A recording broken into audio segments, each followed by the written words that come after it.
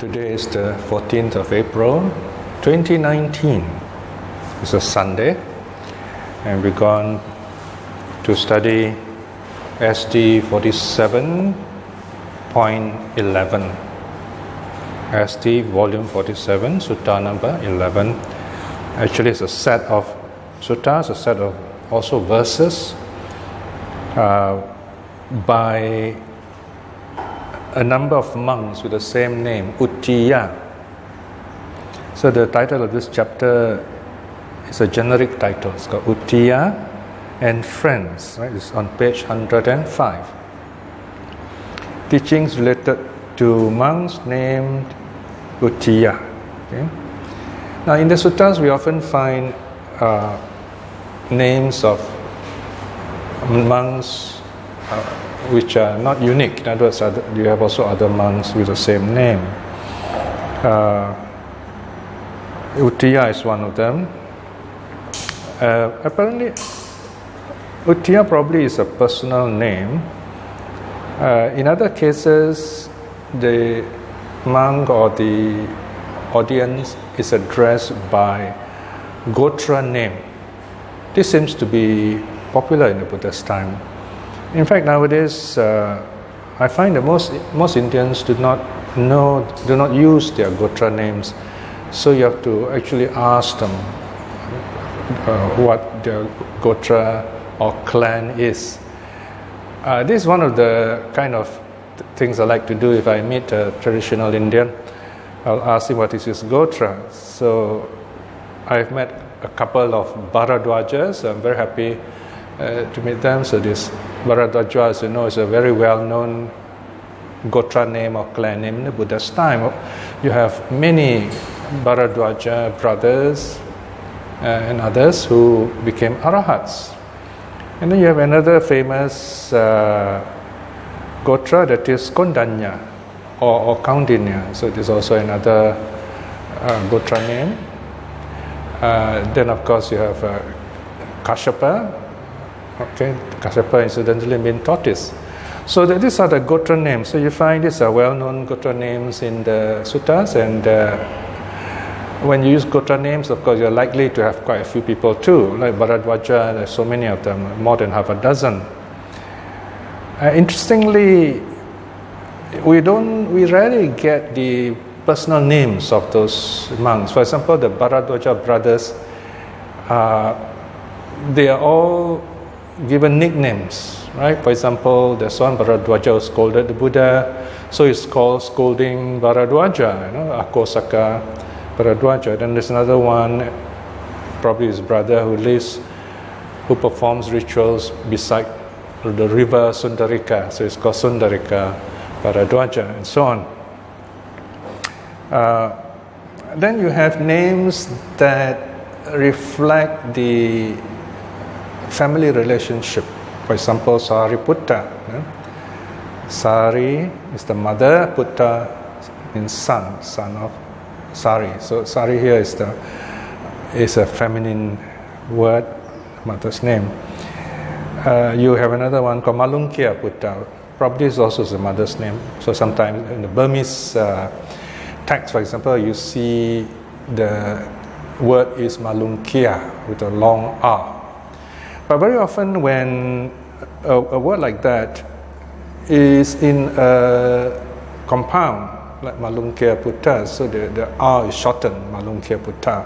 So you have to kind of guess, or you have to know beforehand, does it refer to the father or mother? Okay? So in this case, it probably refers to the mother, Malunkia. So Uttiya is the name of this monk in this sutta. I have actually selected one sutta. It's called the Sarwati Uttiya Sutta. Okay, Uttiya of Sarwati. Okay, this is from S47. How he became an arahat, right? So this is Uttiya from Sarwati. And we're not so sure beyond this. There are no more details about him, right? So there are many such arahats. We don't know much details about them. But in the spirit of the sutta, you find personal details are not so important. Usually we don't get much personal details. It's the teaching that is important. So here again, we begin to see this, the drift of the Dharma, so to speak. The spirit of the Buddha's teaching. What is the focus? You find in other religions, they place a lot of stress on genealogy, on family relationships, on names of people, even times of events. But in Buddhism, you find it's not easy to get the timing of the Buddha's birth. For example, the year the Buddha was born, you find there's around at least a 50-year difference between the traditional date and the scholar's date. So in the case of the Buddha, a safe bet would be, you can say he's born around 480 BCE and he passed away on around 400 BCE, so he's 80 years old. The reason is the Dharma is seen as something timeless, ahistorical even. It's a teaching which is suitable for all humans and for all beings. This is something very interesting because if you look at all the different world religions, let's not talk about the smaller religions. When we talk about the world religions, we can ask ourselves, who does that religion address? Who do that religion focus on? Judaism, one of the oldest world religions, focuses on a particular race, a tribe, okay? Israel, or the Hebrews. So it's very man-centered, if you like. It's not even earth-centered, it's not life-centered, it's a tribe, a group of people, very historical. And you see this very interesting, very uncertain relationship between this Hebrew God, if you like, and the Hebrew people. And the Hebrew people suffered a lot. You know? Now, what's interesting is you begin to see this kind of idea being used in movies nowadays. There is a show on TV called Lucifer, this series. And here you see the struggle between this character, Lucifer, who's a devil himself, Lucifer, morning star. He's wondering why his father, that big God up there, made him do all these things that he has to do. All right? So there is this struggle there is this humanity in all of us, so to speak. But very soon we will have to change this word. You know, from humanity, maybe you have to use the word spirituality, perhaps. Then you have Christianity again, very human-centered. Islam, human-centered, and these are all tribal religions based on the ancestry back to Abraham, so they're called Abrahamic religions. Then you have Taoism, Confucianism. They're not really religions, but they're kind of Chinese philosophies, again, very human-centered, very society-centered. Then you have the Indian religions. Most of the Indian religions are human-centered. They talk of gods and so on. And then you have Buddhism. Now the question is, on whom or on what does Buddhism center? We can say that Buddhism does center on human beings, yes. But if you look at the 5 precepts, the first precept is not to destroy life. It doesn't say just human life, it just says life, prana, breath, okay? Whatever breathes. So we can say that, in a sense, you can say Buddhism is breath-based, but that's quite tricky. You can talk about it in a spiritual sense. Buddhism is breath-based. I often talk of Buddhism as the tradition of the breath. There's nothing new here, because there are famous meditation monks in Myanmar who actually teach this. There was once this teacher, he just points to his thought, he says, the whole of the Tripitaka, the whole of the Dharma is here, in your breath. Okay? Breath is life. So we can say then that Buddhism is life-centered, life-affirming even. Now, why I'm making a point of this is because Buddhism is now 2,500 over years old. And in this new world of ours, this modern world of ours, you find it so connected to the internet, and you have a choice of all these world religions. You have better information, more information about them, and you also have access to the traditional texts, the early Buddhist texts. So there's no more excuse now to make up your own Buddhism, to start introducing new stuff and revising things. We have this early Buddhist text. Now the next thing we should ask ourselves is, what about the next age? Now we are going to outer space, going to the moon, going to the Mars and beyond. What if we do meet intelligent aliens in the future? Now you see there are like 15 races in the Star Trek series, more than 15. And then the Star Wars also the big list of alien races. Some of them very intelligent. Some of them are cybernetic, like the Borg. I don't think they can be ever religious unless they begin to think for themselves. And then you have, like in the Star Trek series, this very interesting sky people called the Nods. They are like devas. They live in the celestial. These mountains floating in the sky, and their houses, their palaces are there. So the question now is, in the future, if we do meet all these aliens, how would they look at Earth's religion? How can they relate to it? I mean, definitely, say the Klingons or the Bajorans and the Cardassians, they will never be able to relate to the Abrahamic religions because they don't belong to that race. So there must be something that can connect to them. Now they all breathe, so they can understand breath meditation. And we talk about life, and they are alive. So in that sense, I would say they can relate better to Buddhism.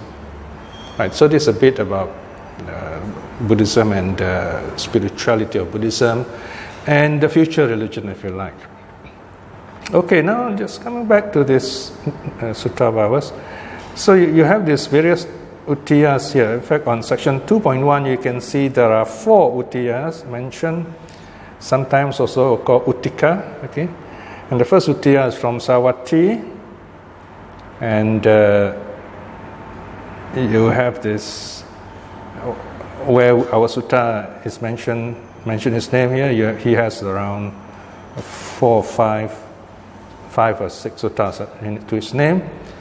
And today we have a look at his sutta, how he became an arahat. And then the Uttiya number 2 comes from Pawa. Pawa is near where the Buddha passed away. So we only have his verses, the Theragatha 51 to 54. And we have Uttiya number 3 is from Kapilavatu, the Buddha's birthplace. In this case, we also have his Theragatha, verse 99. And you have another Uttiya number 4 from Kapilavatu also, but he's a lay person, house lord, and he's only mentioned in the Kathavatu, so we don't have any teachings from him except mention of him. All right, so now the Uttiya number 2 from Pawa has a group of friends. So let's look at the verses of his friends. Okay, he has 3 friends, right? Actually, he's one of the members of this group, led. I'm not sure who's the leader. It could be Godika. Okay, so this group of monks are called Godika. A monk called Godika, another called Subahu, one more called Valiya, and then you have this Uttiya Thera himself. No?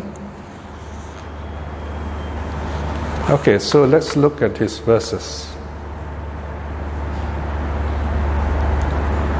Before that, there is also this Theragatha of Uttiya Thera, the one that we are going to study today also. So let's look at his verse first. page 106, 47.11 brackets 3, SD47.11 brackets 3. Sarwati Uttiya Theragatha. This is Theragatha verse 30. When illness strikes me, mindfulness arises in me too. Illness is arising in me. It is time for me to be heedful. And this is very simple advice, very practical. So next time you visit someone who is sick, this is something you can say. If you can remember the verse as it is, that's nice. Otherwise, remember the essence of it. Basically, when you meet someone who is sick, you say, well, be mindful. What does it mean to be mindful when you are sick? There are various kinds of reflection for a sick person. A sick person feels pain, discomfort. So we meditate on feeling. What is pain? What is discomfort? Where is it located? So if you reflect carefully, you find there's the body aspect and there's the mental aspect. Right? So you find the body aspect is not so bad because that's the nature of pain. And then the mental aspect is what magnifies it or dramatizes it. So this explains why certain people have a higher threshold of pain because they do not dwell on the pain. They do not blame others for the pain, for example. They just take pain as it is. So this is one aspect of mindfulness. Another aspect of mindfulness during sickness is to cultivate loving kindness. It's basically to be happy, so to speak, to accept yourself as you are and feel this sense of joy, peace inside you. Perhaps one day some biochemists would do some experiment. It would be very interesting to get a biochemist and work with a psychologist and study the chemistry, human chemistry of a human in thinking various kinds of thoughts. Let's say when this human is happy, okay, what are the chemical reactions in the mind of this person? All right, so in other words, what I'm saying here is that when we do loving kindness meditation, you have this happy juices, okay, endorphins flowing, and that helps us to be happy, to be at peace, and so on. Now you will notice some of your friends, some people looking very young, even when they are quite advanced in age. And you have another person of the same age and he looks very much older, very tired or haggard and so on. The interesting question is, why do some people age faster and some slower?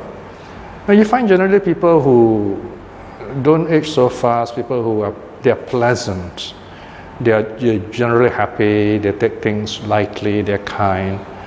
Right, and those who have very negative emotion, dark emotion, tend to kind of reflect in their body, in their faces too. So that's one hint we have. So it has to do with the chemical processes in our body and mind too. So it'll be very interesting to study the chemistry of meditation or Buddhism from a chemist's point of view. There's a lot to talk about that. All right, so now we have another friend of Uttiya is called Godika, the Godika Theragatha, section 5, SD 47.11, brackets 5. Godika Theragatha. The verses of the elder, Godika Theragatha 51. The rains fall like sweet music. My little heart is covered, cozy without rain, and my mind is well still or well concentrated. Therefore, rain if you wish. Okay. Now, this is similar to the verses of Daniya Sutta in the Sutta Nipata, right? Now, so here is a feeling of security, of being untouched by the world. The rain here represents the world. You get wet in the rain, if you're uncomfortable, you might even fall sick. So here, to this person who's meditating, Godika who's meditating, he hears the rain and says, oh, it's like music, music of the falling rain.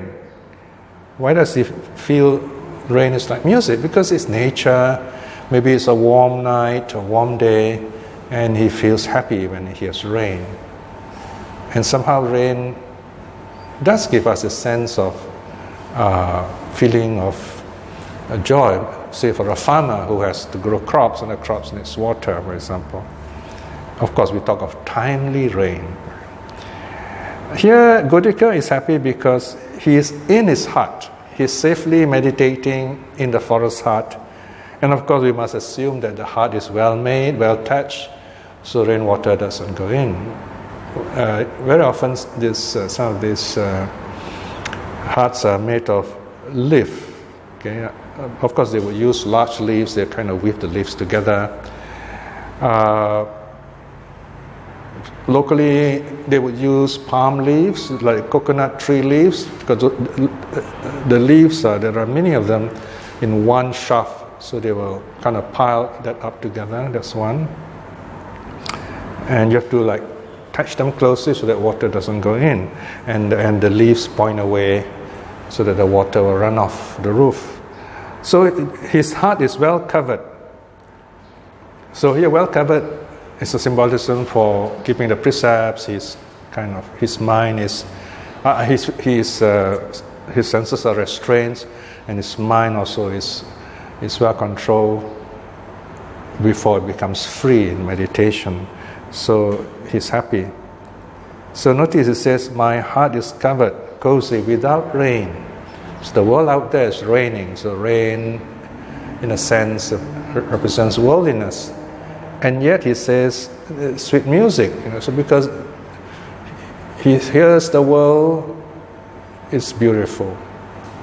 That is because he's away from the world. But those who are caught in the rain will not say the same thing. Now the reason is given in the third line. It says, my mind is well still. So he's very happy, very peaceful. When you are in deep concentration, your mind is very peaceful.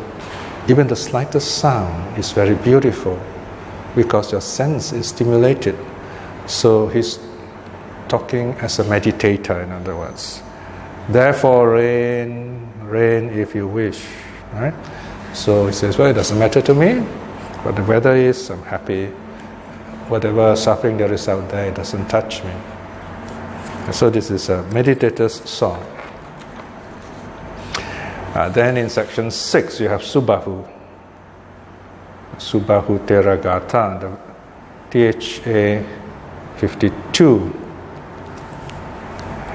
Now you find these 4 friends, Uttiya and his friends, Subahu, Waliya and Godika, their verses are all about rain. Okay? The theme is rain. The rain falls like sweet music. My little heart is covered, cozy, without rain. And my mind is well concentrated on my body. Rain, therefore, rain if you wish. Okay? So notice again here, you see the verses are very similar. In fact, you'll find lines A, B, and C are the same. Only A, B, and D are the same. Only C is different. Lines, the third line, line C, showing the different kinds of meditation that these monks are doing. Now, in the case of Godika, he just says, "My mind is well still." He's kind of focused, right? But not yet attaining dhyana, or he has just emerged from dhyana. So he's able to hear the sound of rain, and it's very beautiful to him. Now in the case of Subahu, in Teragata 52, he says, my mind is well concentrated on my body, so he's doing body meditation, right? Body-based meditation. Here is quite a broad set of meditation. He could be doing breath meditation, He could be doing is watching the movements of his body, the nature of his body, or you could be even reflecting on the 4 elements. Okay, so it's a set of meditation here, and he's very focused and he's very happy. Then there is Waliya Theragatha, the verse of the elder Waliya, Theragatha 53. The rain falls like sweet music. My little heart is covered, cozy without rain. Therein I live diligently. Therefore rain, rain if you wish. Right? So here's a general statement, diligent. So we know diligent is one of the first teachings in Buddhism, the one quality which you should cultivate. Diligent means right effort. Keeping moving, not giving up. So here he is going on with his meditation. He's enjoying it and he's not slacking in his practice. So he's very happy whatever the weather is out there. Someone who is going out to socialize or to wander about, of course the rain would be something rather distracting. Okay, then we come to Uttiya himself. No, not yet. This Pawa Uttiya rather. The elder Uttiya from Pawa, Theragatha 54. He says, the rain falls like sweet music. My little heart is covered, cozy without rain. Therein I dwell without a partner. Therefore rain, rain if you wish. Okay, here we have a monk. He's speaking as a monk, as a renunciant, and also as a celibate renunciant. So he says, let the world be as it is. The rain represents the world. But here I am happy all by myself. I'm happy being alone. I'm alone yet not lonely, right? So lonely has a sense of sadness, a sense of deprivation, and so on. So now, without a partner, now if you look at the Pali word, it says adutiya. Adutiya. So literally translated as without a second. Without a second. Okay? Without number 2. Okay? Without a partner. So notice here, we cannot translate Pali literally all the time, right? So if you literally translate this line, it says, therefore I dwell without a second. It doesn't sound very right. Of course you can say without a second person, but it sounds a bit strange. But if you translate it idiomatically, in idiomatic English, you would say without a partner. So this is a kind of celebration of renunciation, of celibacy. Verses like this are vital for us today. It is even more important if you are a monk, you are a renunciant, or you plan to renounce the world, let's say you are an anagarika. You have to know the suttas. The suttas is what defines Buddhism. The sutta is the Dharma.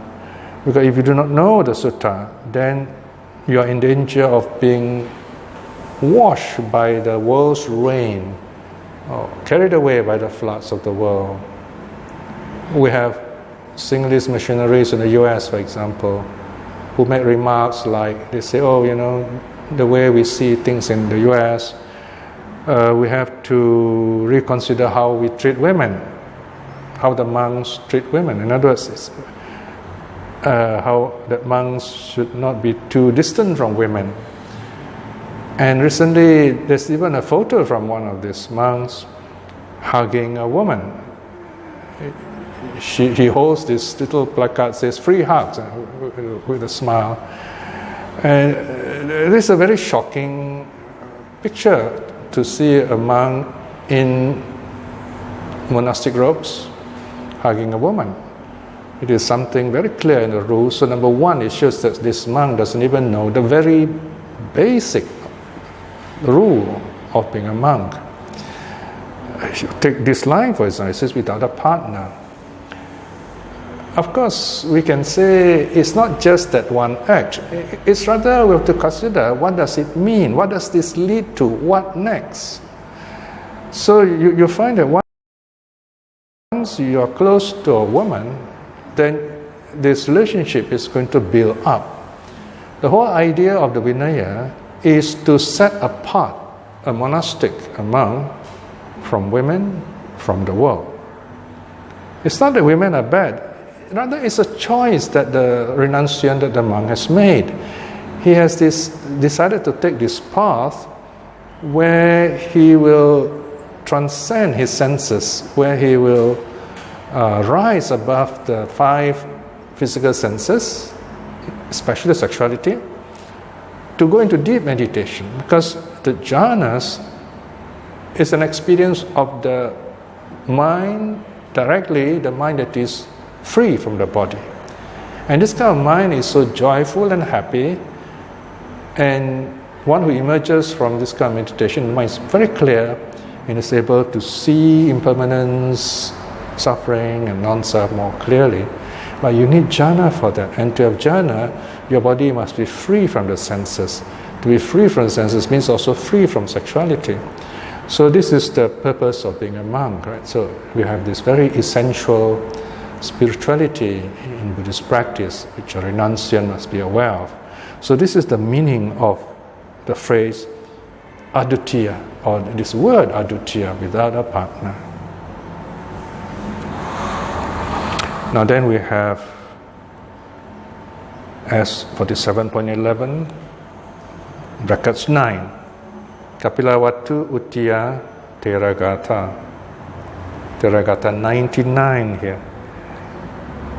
You notice this one is a little later on. The previous Teragathas are from Theragatha 51 to 54, right? So it's like they are a group of monks.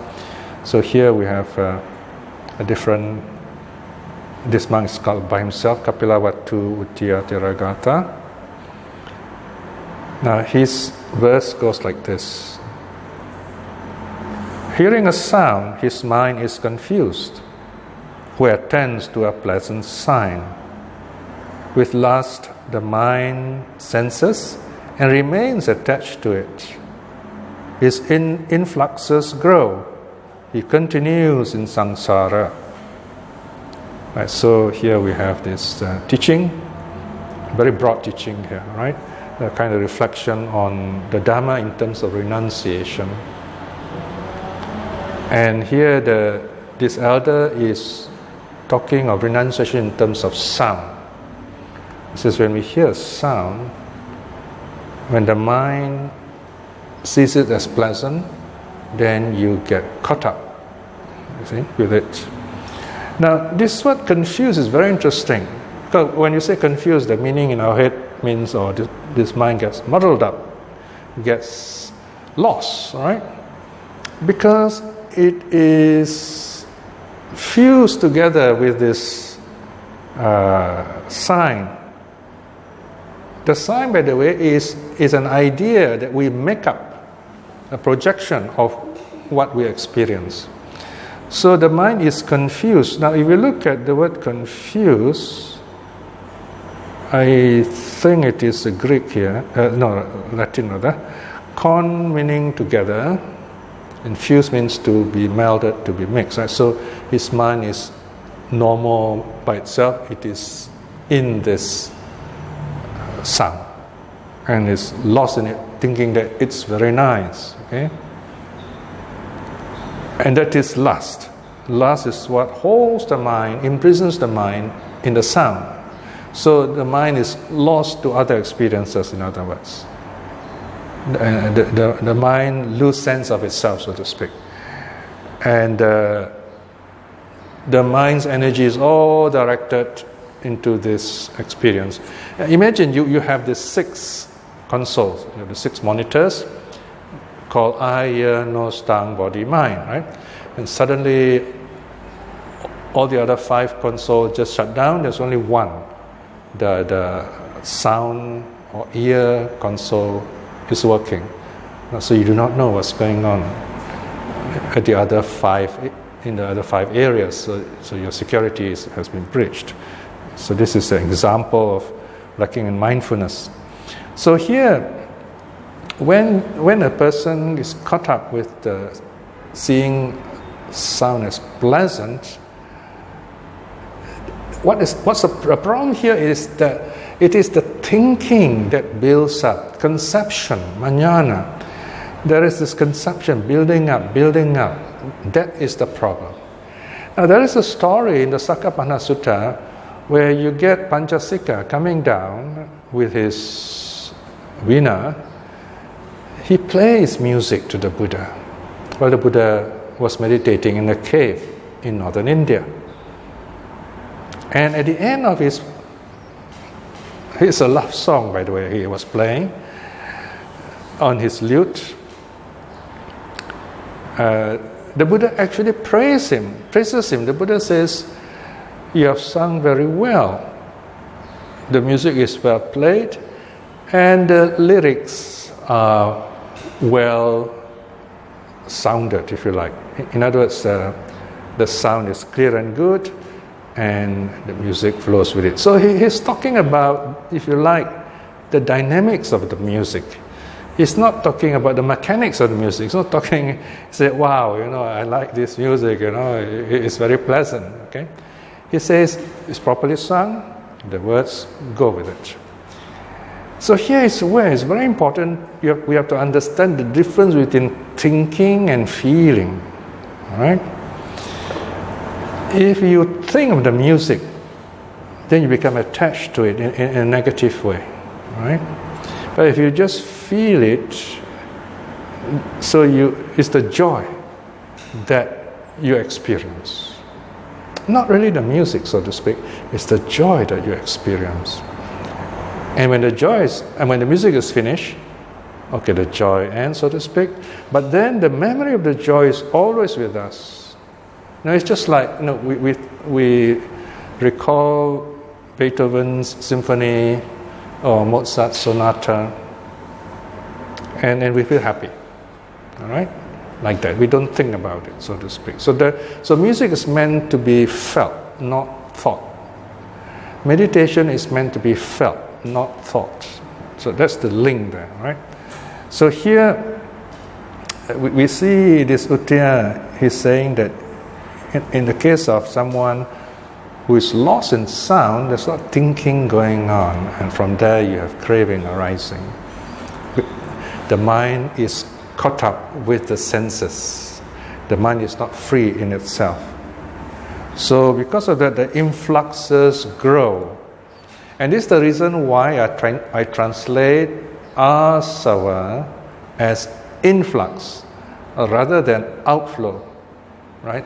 Or cankers even. These are some of the translations which other translators have used. The asavas are influxes in the sense that when we are unguarded in our senses, these sense data, these thoughts flow in through the senses and flood our minds. Our mind becomes cluttered and flooded, and so we can't think clearly. Okay, so this is one simple way of understanding the word influx or asava. And when these influxes grow, then we get all this feeling of liking, disliking, and then we begin to continue in our existence. We are reborn in ignorance. So that is samsara. So we continue, we are caught in samsara. So this is, notice the words may be simple, but this teaching, Theragatha 99 by Uttiya, is very profound. So here again, we are reminded, the suttas give you this short verse, but when you know the Dhamma, there is a lot you begin to see in it. Okay, now there is this quite long Apadana from Uttiya Thera. I'm not going to read this one. This is a pious story about some good deeds this person did in the past, and then is rewarded for it. Okay. And there's another one also, 11. So we go into the. So actually, we have finished this part of the sutta. Can you think of it?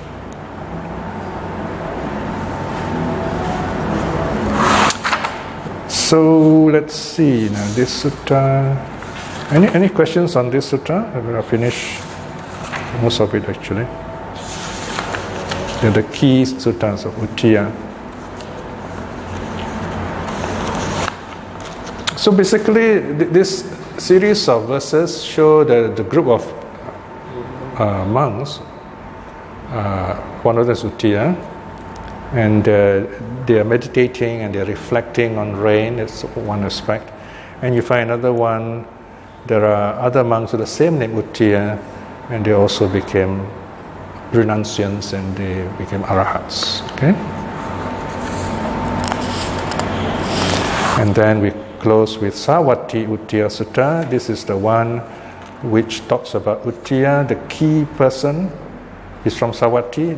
This is not from Theragatha, this is from SD47.11.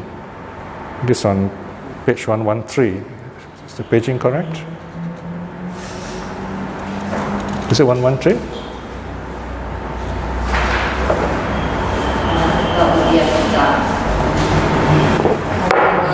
All right, this is a short sutta. We look at this sutta, then it's just nice to finish off our study for today. This sutta shows how the Uttiya of Sarwati was awakened. The discourse on Uttiya of Sarwati, SD47.16. This sutta is also called Arahata Uttiya Sutta, the Arahathood of Uttiya. Originating in Sarwati, then the Venerable Uttiya approached the Blessed One, saluted him, and sat down at one side. Sitting down at one side, the Venerable Uttiya said this to the Blessed One. Okay, before I go on, you notice in section 2, there is a 9-point note in square brackets, 2.1, right? Okay, this is an embedded cross-reference. So there is no paragraph marker there. So it just simply says 2.1. That means you look into the introductory note 2.1. Okay, so you see something about him. Okay, 2.1. Right? Just check. Is that correct? The 2.1 is the list of Uttiyas. Section 2, Arahats named Uttiya. It's just number 2, is that? Okay. Anyway, the new version is online. You can look at the new version. All right. Anyway, just to tell you the convention here, right? So this is what he said to the Buddha, section 3. It would be good, Bhante, if the Blessed One were to teach me Dharma in brief.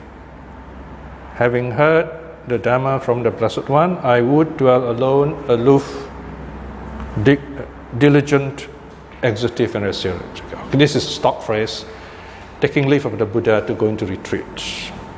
So this monk feels he's ready to go for solitary meditation to attain awakening, to attain arahathood. And usually they do. Then the Buddha replies, section 4, in that case, Uttiya, purify the very beginning of the wholesome states. Or another way of putting it is, purify good at its roots. And what is the beginning of the wholesome states?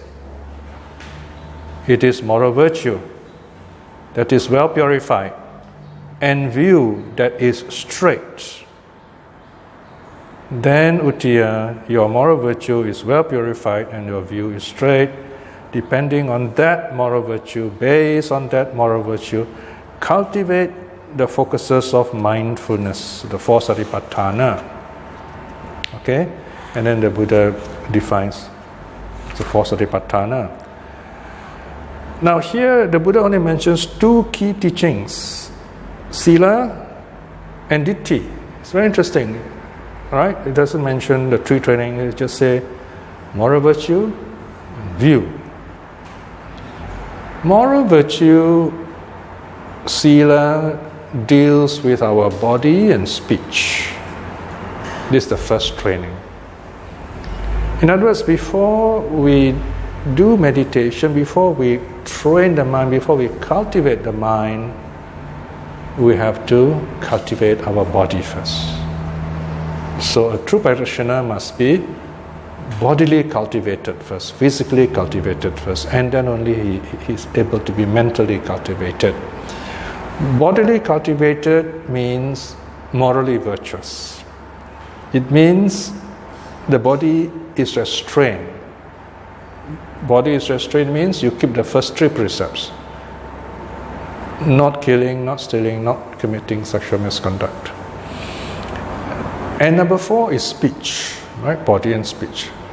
Right? Speech, we habitually, or we train ourselves to speak timely truth, to speak what is unifying, what is pleasant, what is beneficial. These are the qualities of 4 right speech. So the idea of restraining the body and speech is so that we do not break the precepts. Now, what happens when you break the precepts? At the point where we're breaking the precept, we're not mindful, we lack loving kindness, we lack wisdom, we break the precept, right?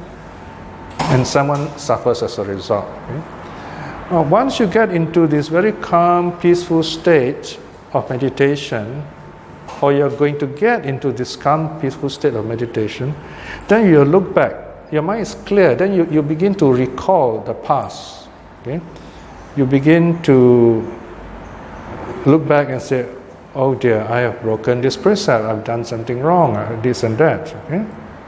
So you feel guilty, your mind gets lost, all right? We're on page 113, is it?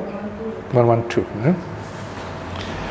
So when your mind gets drawn into this kind of dark thoughts, it's very difficult to meditate. You feel sad, you feel lost, you feel guilty, right? So this is where we reflect on moral virtue.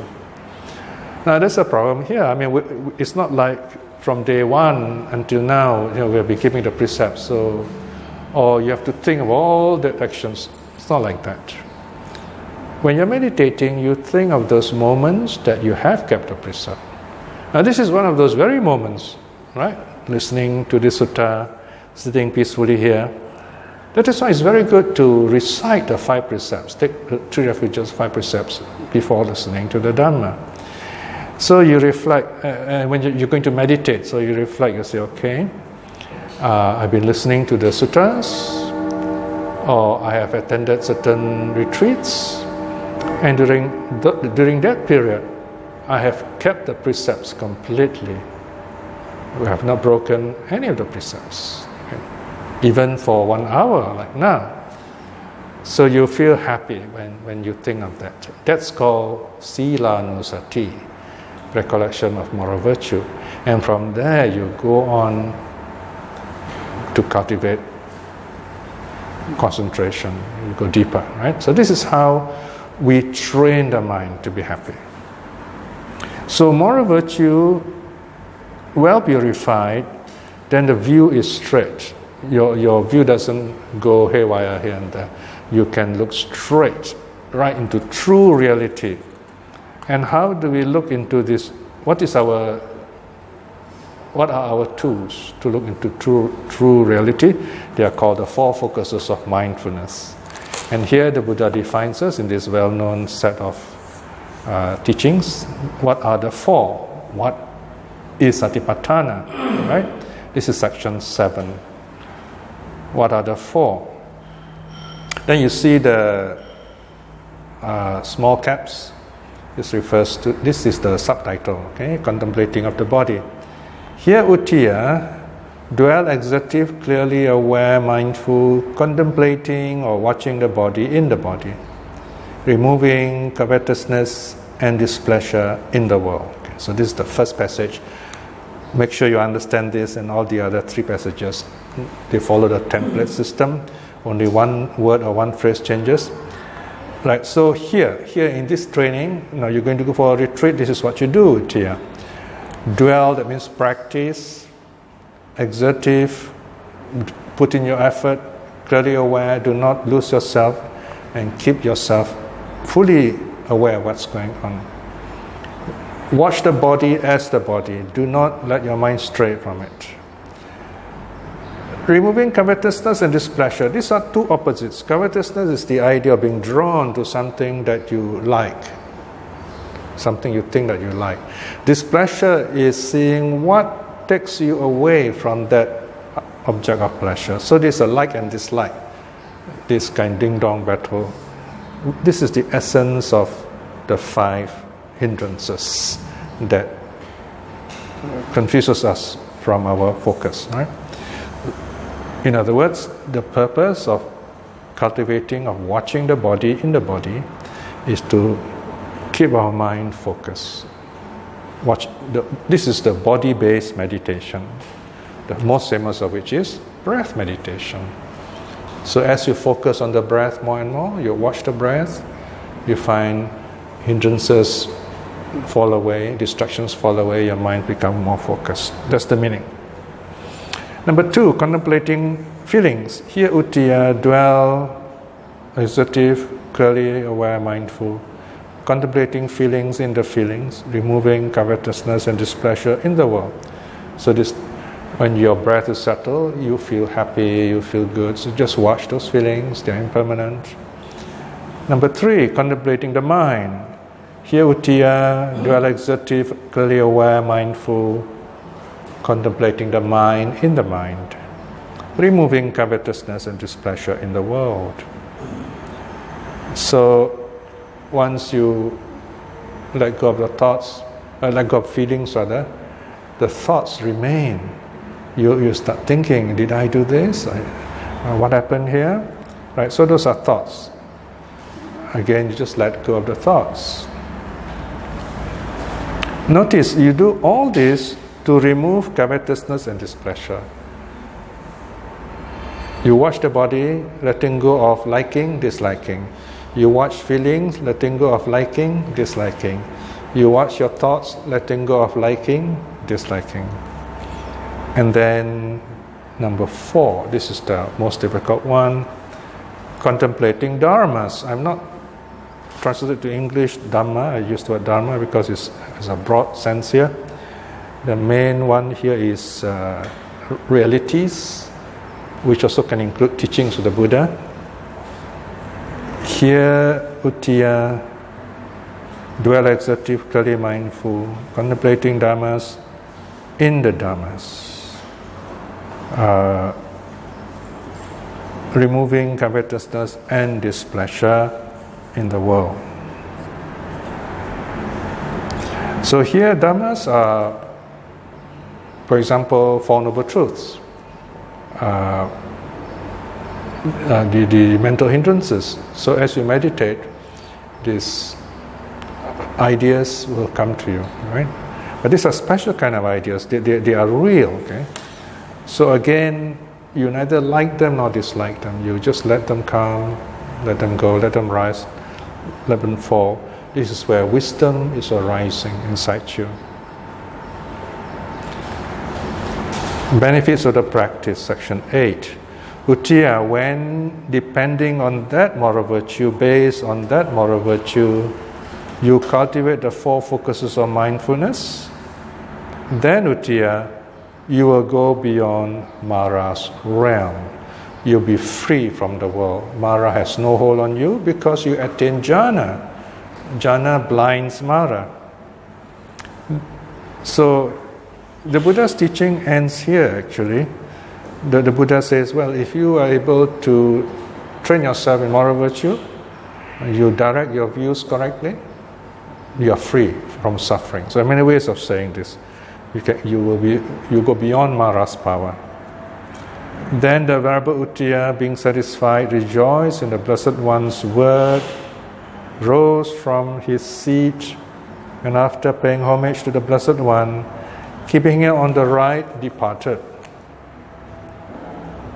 Then the Venerable Uttiya, dwelling alone, aloof, diligent, exertive, and resolute, in no long time at all, right here and now, having realized it for himself through direct knowledge, attain and dwell in the supreme goal of the holy life, for the sake of which sons of family rightly go forth from the household into homelessness.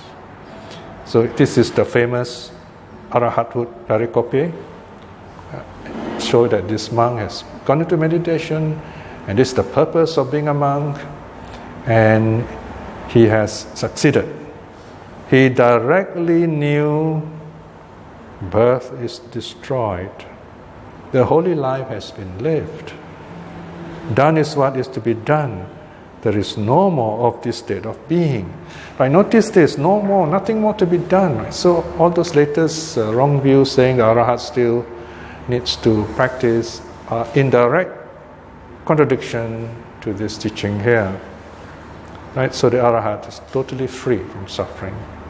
Remember this Arahathood review knowledge pericope. And the Venerable Uttiya became one of the Arahats. So there you are. That's about all we know of Uttiya. He became an Arahat. And this tells us also the nature of an Arahat, right? That he has done his work. Everything is done. There's no more reborn. Right, so we end this study here. Any questions or feedback? Yeah, I ask you a general question. Yeah, sure. A lot of these suttas, we have stories of holy people who go to the Buddha and ask the Buddha how to get to a higher level, so to speak. And the Buddha will teach them a certain method. So my question is, when these people go to the Buddha at that stage, they are already actually very learned monks or something like that.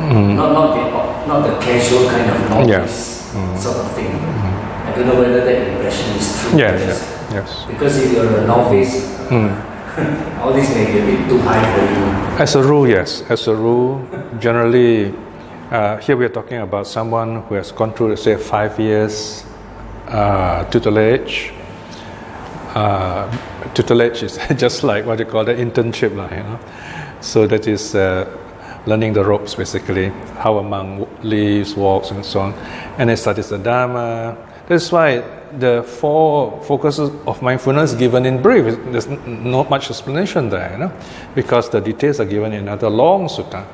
So this monk, he might have been a monk for 5 years, 20 years, you know. Like in the case of Malunkyam Putta, wow, he started as a young monk, but he only took this request, you know, asking the Buddha to leave when he was very old, you know. And the Buddha kind of joked with him a bit. He says, "Oh, so you're going for retreat now?" Oh, the young monk said, you know, he's very old already. But anyway, he was quite serious. So some take long time, but there are special cases where they hardly become monks. They already attain. There's one case here of Bahiya. Bahiya, he was a victim of a shipwreck, and then he survived the shipwreck, and then he landed in Bombay area. He walked across to Sarwati where the Buddha is, and he meets the Buddha still as a layman, you know? I mean as a wanderer. And the Buddha taught him while standing like that. He became an Arahat, and he had no chance to even get his robes, so he couldn't get ordained. So he didn't get all the proper gear for a monk. Now, once you're a monk, any strong bad karma, they will just ripen, so you don't have any more karma to stop you.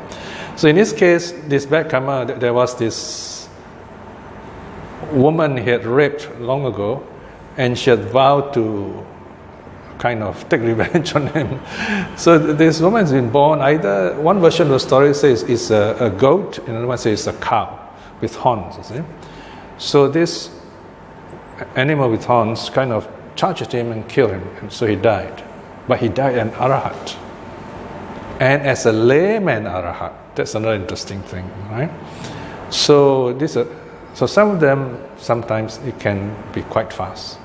But generally, yes, this is the more usual. Most of the stories, they end up becoming Arahats. Yes.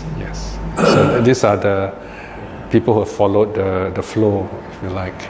Some take longer. Most of them would be streamliners, for example. Because I was thinking, if you don't have that background, the teaching may not be effective on you. True, that's true, yeah.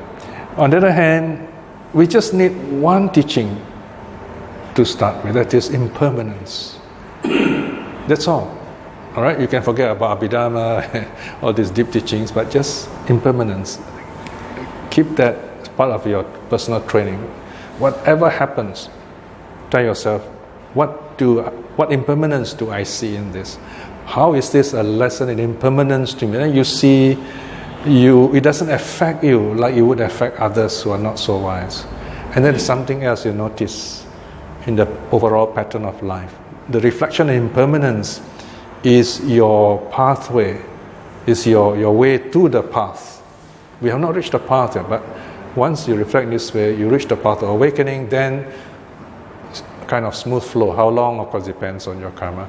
But you're sure it's like you got a ticket and then you're on the train and it's going to reach the destination in due time. Have you heard of black pastor, No. African American, called Dr. Ray Higgins? No. Recently, I mentioned this because you say that the key, one of the key elements is impermanence. So in this lecture, it's a lecture by Dr. Ray Higgins. He talked about the downfall of Christianity. And what I want to mention is that Dr. Ray Higgins says that Christianity hangs on one thread. Just like in Buddhism, let's say, hangs on one thread or whatever. So that thread is the resurrection of Jesus Christ.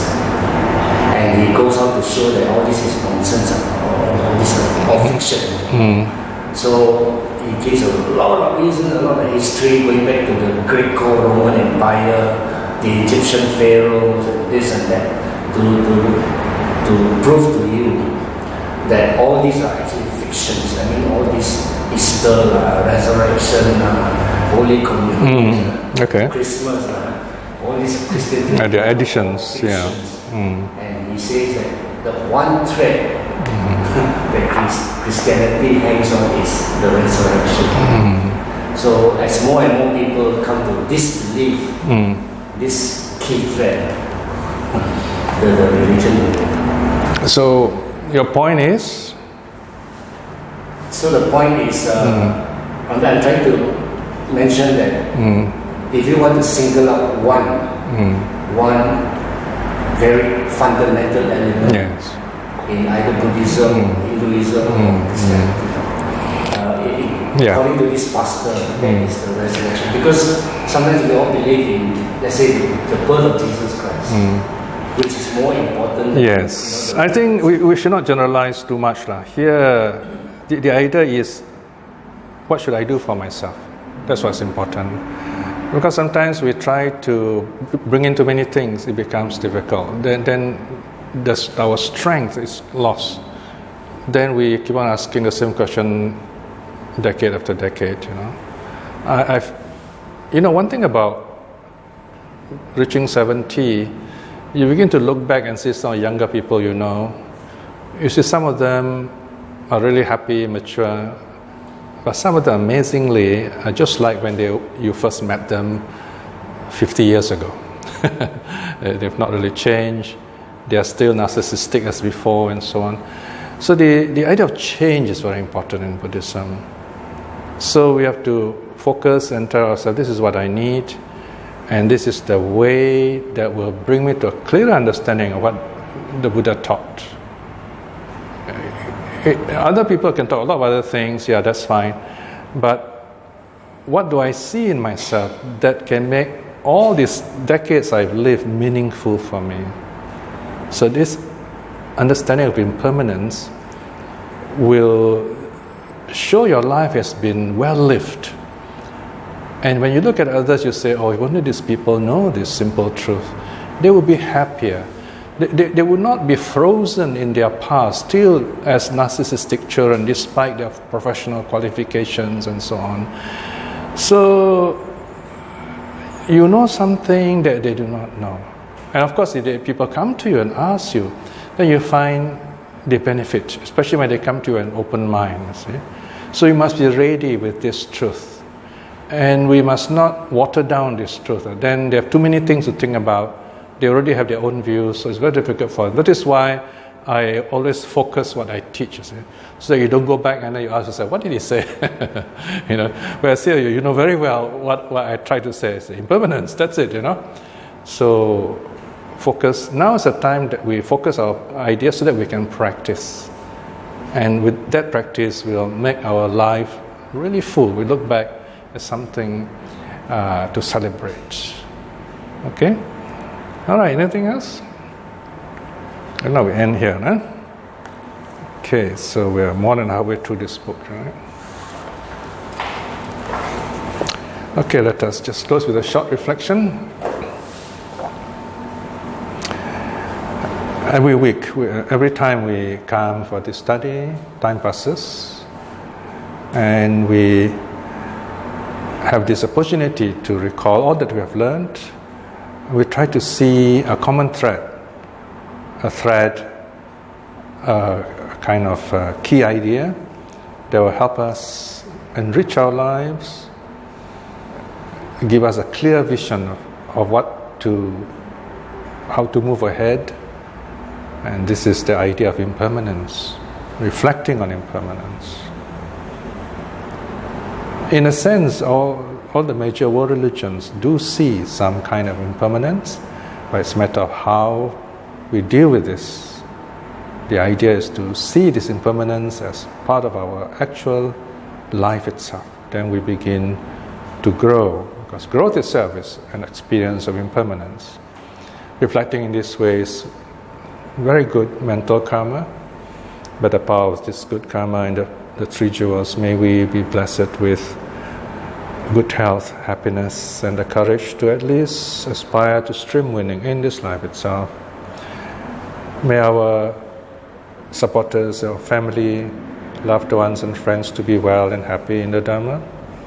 May those who are lost, may they too see the true teaching and return to the path in this way, in this life itself.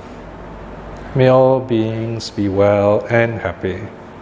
Sadhu, sadhu, sadhu.